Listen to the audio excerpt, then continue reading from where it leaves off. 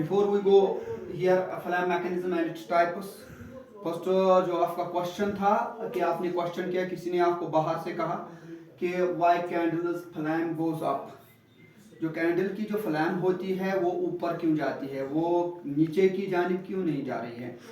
देखिए यहाँ पर सिंपल लॉजिक इस पर है, जो सिंपल लॉजिक इस पर है वो आपको पहले याद रखना है।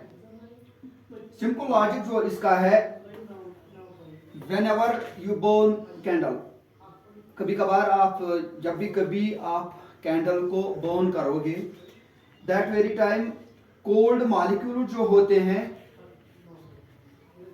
जो कोल्ड मॉलिक्यूल्स होते हैं वो प्रेजेंट वहां पर होते हैं। जो कोल्ड मॉलिक्यूल्स वहां पर होते हैं, वो जब आप कभी कभार कैंडल बर्न करते हो वहां पर कोल्ड मॉलिक्यूल्स भी अवेलेबल होते हैं, प्रेजेंट होते हैं। तो सप्लाई यहाँ की किस चीज की जरूरत पड़ती है, हीट की, हीट की सप्लाई देनी है हवा में।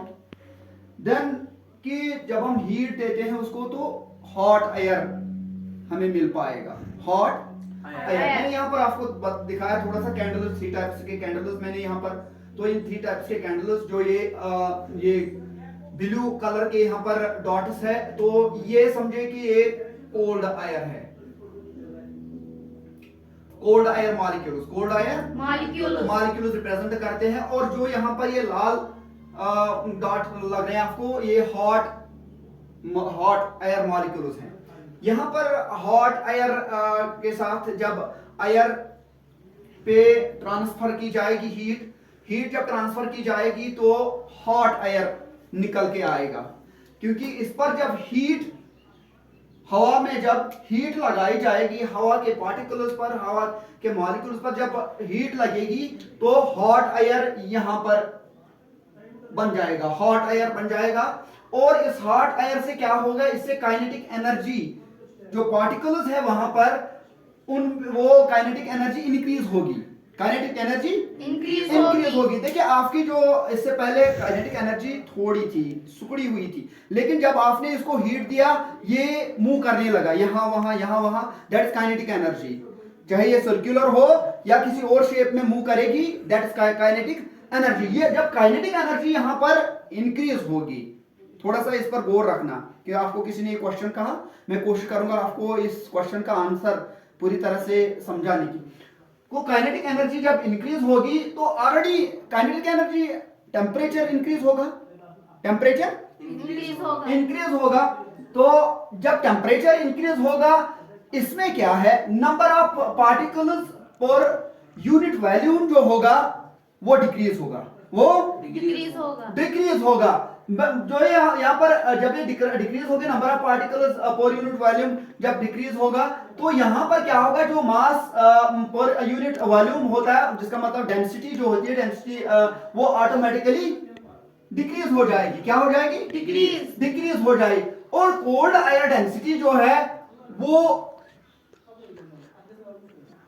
वो ज्यादा, जो कोल्ड एयर डेंसिटी है, वो जो कोल्ड एयर है उसमें ज्यादा डेंसिटी है, इसमें ज्यादा डेंसिटी है। और हॉट एयर जो है, जो हॉट एयर है उसमें कम डेंसिटी है। यही लॉजिक है कि यहाँ पर सिंपल लॉजिक इसी में है कि जो कोल्ड एयर है, तो कोल्ड एयर के मॉलिक्यूल्स है वो नीचे की जानिब जा रहे हैं, और हॉट एयर के जो मॉलिक्यूल्स है वो ऊपर की जानिब जा रहे हैं due to low density, due to low density. इसीलिए यहाँ पर जो फ्लैम है, जो कैंडल की फ्लैम है, वो ऊपर की जानिब जा रही है।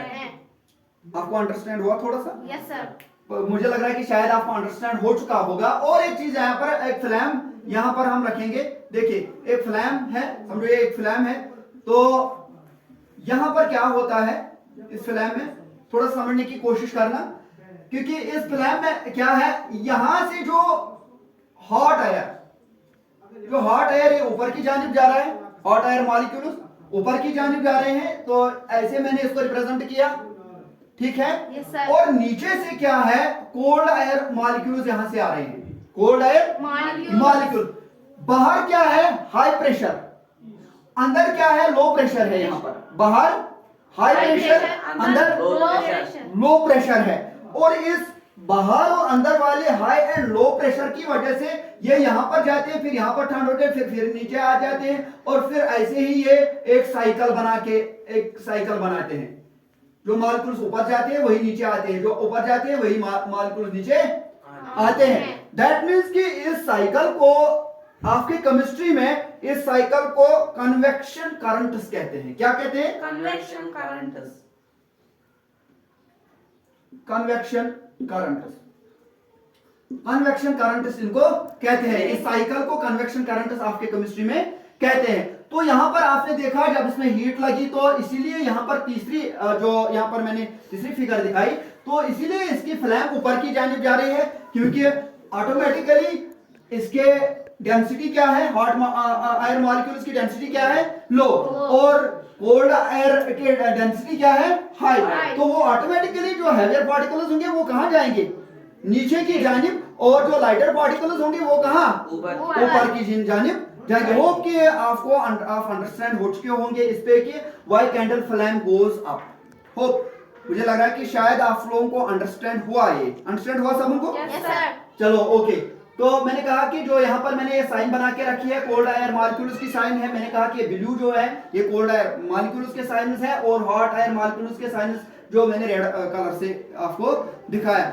याद हर वक्त ये रखना कि हवा में जब हीट ट्रांसफर की जाएगी तो वो हॉट एयर बन जाता है। हॉट एयर में थोड़ा यहाँ जल्दी में शॉर्ट करके मैं बता रहा हूँ आपको ये, क्योंकि हॉट एयर में जब हॉट एयर के मॉलिक्यूल जो होते हैं वो लाइटर होते हैं, वो ज्यादा भारी नहीं होते हैं, वो लो डेंसिटी के होते हैं, और जो कोल्ड एयर के मॉलिक्यूल्स होते, पार्टिकल्स होते हैं, वो हाई डेंसिटी के मॉलिक्यूल्स होते हैं। तो ऑटोमेटिकली जो कम डेंसिटी के मॉलिक्यूल्स हैं वो ऊपर की जानिब जाएंगे, और जो हाई डेंसिटी के मॉलिक्यूल्स हैं वो नीचे की जानिब जाएंगे।